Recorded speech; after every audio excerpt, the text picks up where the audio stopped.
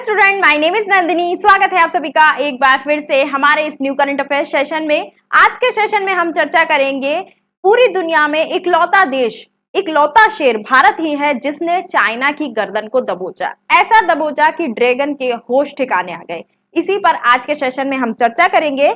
उससे पहले मेरी आपसे एक छोटी सी रिक्वेस्ट है, अगर आप हमारे चैनल पर नए हैं तो चैनल को सब्सक्राइब कर लीजिए, वीडियो को लाइक कर दीजिए, क्योंकि जितने लोग भी वीडियोस देखते हैं बहुत कम लोग होते हैं जो चैनल को सब्सक्राइब करते हैं। तो चलिए स्टार्ट करते हैं। कुछ टाइम पहले हमारे foreign minister S Jaishankar Prasad ने एक स्टेटमेंट में कहा था, एक इंटरव्यू में उन्होंने कहा था कि भारत और चाइना के बीच जितनी भी प्रॉब्लम्स चल रही हैं, जितनी भी समस्याएं चल रही हैं, जो भी विवाद चल रही हैं, उन विवादों को लगभग 75% तक सुलझा लिया गया है। लेकिन कुछ और मुद्दे हैं जिन पर दोनों देशों के बीच सहमति नहीं बनी है।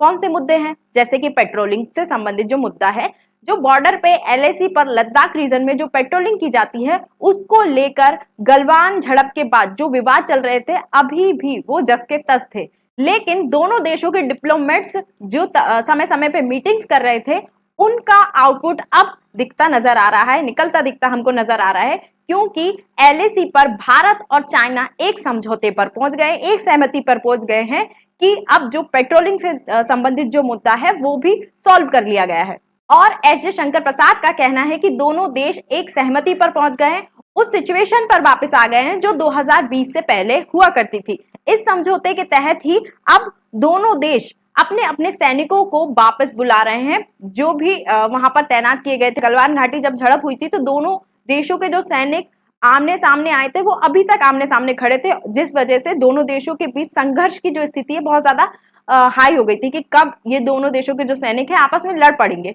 इस समझौते के बाद अब जो सेनाएं हैं, अब जो सैनिक हैं वो पीछे हट रहे हैं, जिसे हम कहते हैं डिसएंगेजमेंट। तो बॉर्डर पे भारत और चाइना के सैनिकों की डिसएंगेजमेंट स्टार्ट हो गई है तथा ये जो डिसएंगेजमेंट है लगभग 29 अक्टूबर तक पूरी भी हो जाएगी। तो फिर से एलएसी पर पहले जैसी शांति जो 2020 से पहले हुआ करती थी वैसी शांति लौटेगी। गलवान घाटी पर हुई झड़प के बाद दोनों देशों के सैनिकों को कुछ पेट्रोलिंग पॉइंट्स पर जाने से रोका गया था। भारत को भी रोका चाइना ने, और चाइना ने भी भारत के कुछ पॉइंट्स पर पेट्रोलिंग करने के लिए सैनिकों को रोका। लेकिन अब जो ये डिसएंगेजमेंट हो रहा है, इसके बाद ये सहमति बनी है कि उन पॉइंट्स पर, जिन पॉइंट्स पर दोनों देश के सैनिक पहले पेट्रोलिंग किया करते थे, अब फिर से उन पॉइंट्स की पेट्रोलिंग वो कर पाएंगे। दोनों देशों के बीच ये जो डिसएंगेजमेंट स्टार्ट हुआ है, दो मेन पॉइंट से स्टार्ट किया जा रहा है। तो पहला जो पॉइंट है जहां से डिसएंगेजमेंट स्टार्ट हुआ है वो है देपसांग। देपसांग से किया जा रहा है, और दूसरा है डेमचौक। इन दोनों ही पॉइंट से सैनिकों का डिसएंगेजमेंट स्टार्ट हो गया है। अब जब सैनिक वहां पर थे तो सैनिकों के रहने के लिए वहां पर जब सेनाएं आमने सामने थी तो दोनों देशों ने कुछ टेम्परेरी आश्रय स्थल बनाए थे, जैसे टेंट वगैरह। तो उन टेंट को भी हटाना स्टार्ट कर दिया है। 5-5 टेंट दोनों देशों की ओर से देपसांग से हटा लिए गए हैं।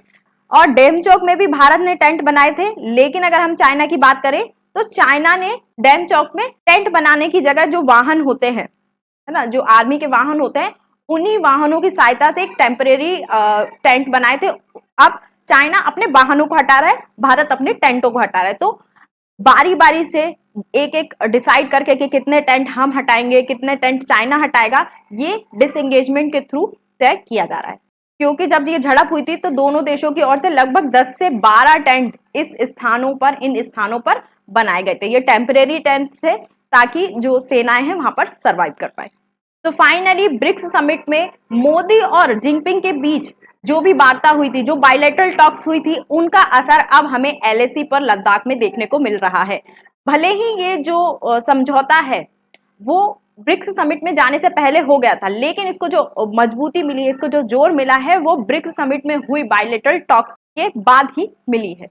अगर हम बात करें कि डिसएंगेजमेंट होता कैसे है, कैसे इस पूरी प्रोसेस को अंजाम दिया जाता है, तो अभी फिलहाल जो डिसएंगेजमेंट चल रहा है, वहां के जो स्थानीय कमांडर हैं, मतलब कि दोनों देशों के स्थानीय कमांडर इस डिसएंगेजमेंट पर नजर रखे हुए हैं कि कैसे कार्य चल रहा है और कितना कार्य पूरा हो चुका है, कितना बाकी है। प्रतिदिन का ये कार्य डिसाइड होता है, इनका वर्क डिसाइड होता है, उस हिसाब से ये अपने प्लान को एग्जीक्यूट करते हैं, डिसएंगेजमेंट को एग्जीक्यूट किया जाता है। एक बार जब पूरे जो टेम्परेरी स्ट्रक्चर जो बनाए गए थे दोनों ओर से, दोनों सेनाओं के द्वारा, उन पूरे टेम्परेरी स्ट्रक्चर को पूरी तरीके से हटाने के बाद एक जॉइंट वेरिफिकेशन प्रोसेस भी होगी, जिसमें एक सर्वेक्षण किया जाएगा, एक सर्वे किया जाएगा दोनों देशों के माध्यम से। जब ये सर्वेक्षण होगा, लगभग 29 तारीख के आसपास होगा ये सर्वेक्षण, क्योंकि उस टाइम पे डिसएंगेजमेंट पूरा हो जाएगा। ठीक है, तो सर्वेक्षण होगा तब दोनों देशों के जो प्रतिनिधि हैं वो इसमें शामिल होंगे।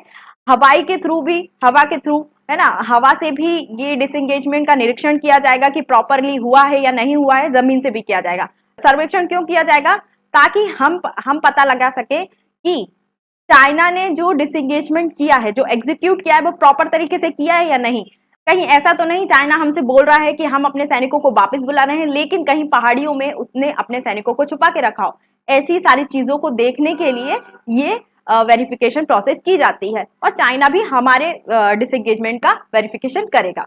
क्योंकि ये जो डिसएंगेजमेंट हो रहा है वो बातचीत के आधार पर हो रहा है। जितने भी डिप्लोमेट्स की बायलैटरल टॉक्स हुई थी, दोनों देशों के बीच जो भी चर्चाएं हुई थी इन विवादों को लेकर, उस आधार पर हो रहा है। कोई डॉक्यूमेंटेड ट्रीटी नहीं हुई है कि आप इस गलवान घाटी के बाद ऐसी कोई हरकत नहीं करेंगे। तो बातचीत के आधार पर हो रहा है, इस वजह से वेरिफिकेशन प्रोसेस बहुत ज्यादा इंपॉर्टेंट होती है।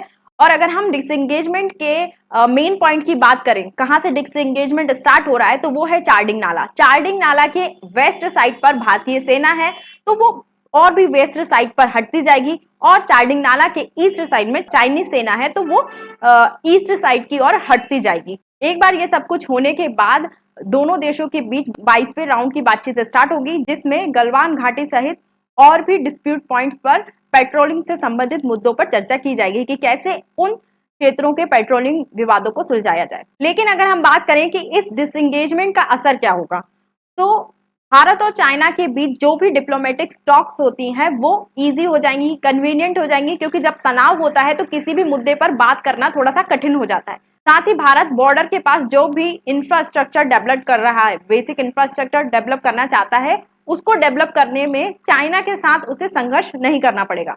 और अगर हम चाइना की बात करें तो चाइना फिलहाल में यूरोप हो या वेस्टर्न कंट्री हो, इनका दबाव झेल रहा है। बहुत सारी टेंशन्स हैं, जैसे ट्रेड वॉर को लेकर, चाइना और अमेरिका के बीच जो ट्रेड वॉर चल रही है उसको लेकर चाइना को टेंशन है, और अलग अलग के जो दबाव है वो चाइना पर बनाए जा रहे हैं। तो एलएसी से अगर टेंशन थोड़ी बहुत कम हो पाए तो चाइना के लिए थोड़ा अच्छा होगा। तथा एलएसी पर सैनिकों के बीच जो झड़प का खतरा बना हुआ है 2020 के बाद, वो कम हो जाएगा। तो फाइनली भारत और चाइना के बीच एलएसी पर जो विवाद चल रहा था, सैनिक जो आमने सामने थे, उनका डिसएंगेजमेंट स्टार्ट हो गया है। लेकिन एक्सपर्ट के मुताबिक अगर हम बात करें तो उनका कहना है कि चाइना पर भरोसा नहीं किया जा सकता, क्योंकि चाइना हमेशा धोखा देता है, इसलिए चाइना पर भरोसा करना आसान नहीं होगा, खासकर 2020 के बाद जैसी झड़प गलवान घाटी पर हुई थी। इसीलिए जो एस जयशंकर प्रसाद हैं, उन्होंने ब्रिक्स सम्मेलन में ही चाइना को ये चेता दिया है कि अगर आप किसी भी विवाद को सुलझाने के लिए समझौता करते हैं तो उस समझौते पर अडिग रहिए, खड़े रहिए, तभी जो संबंध है वो आगे बढ़ पाएंगे। तथा इस डिसएंगेजमेंट की पूरी कहानी हमारे एस जयशंकर प्रसाद ने एक इंटरव्यू के दौरान बताई कि कैसे उन्होंने, या फिर कैसे देश के डिप्लोमेट्स ने, देश की सेना ने इस डील पर चाइना को झुकने के लिए तैयार किया, जिसमें उन्होंने कहा कि हम ये डील कर पाए क्योंकि हमारी जो भारतीय सेना है वो इतनी ज्यादा डिफिकल्ट कंडीशन में भी बॉर्डर पर अडिग खड़ी रही, पीछे नहीं हटी। तो सेना ने अपना काम किया, डिप्लोमेट्स ने अपना काम किया, और साथ मिलकर इस जीत को हमने हासिल किया। तो आज के सेशन में इतना ही। आई होप आपको ये वीडियो अच्छी लगी होगी। वीडियो अच्छी लगी है तो चैनल को सब्सक्राइब कर लीजिए, वीडियो को लाइक कर दीजिए, और अधिक जानकारी के लिए आप हमारे टेलीग्राम ग्रुप या व्हाट्सएप ग्रुप से भी जुड़ सकते हैं। और भी बहुत अच्छे अच्छे टॉपिक्स पर मैंने वीडियोस बनाकर रखी हैं, अगर आपने वो वीडियोस नहीं देखी हैं तो आप जाकर उन वीडियोस को भी देख सकते हैं। Thank you.